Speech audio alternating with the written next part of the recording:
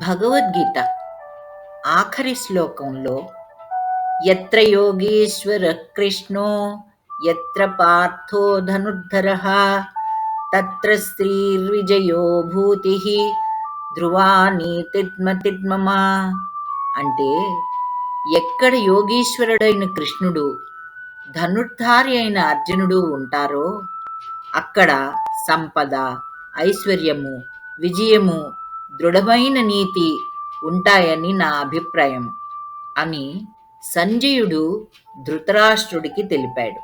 కనుక అటువంటి కృష్ణ పరమాత్మకి నమస్కరించుకుంటూ ఆ పరమాత్మ అర్జునుడికి చేసిన బోధని మనం కూడా తెలుసుకుందాం.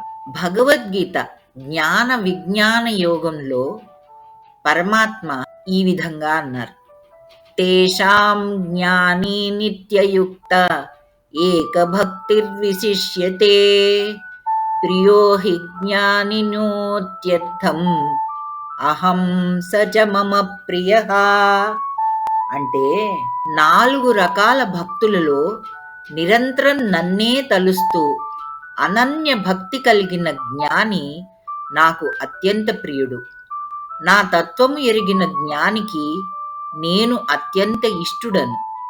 జ్ఞాని అయిన వాడు నా స్వరూపమే అని నా అభిప్రాయము అని పరమాత్మ అన్నారు.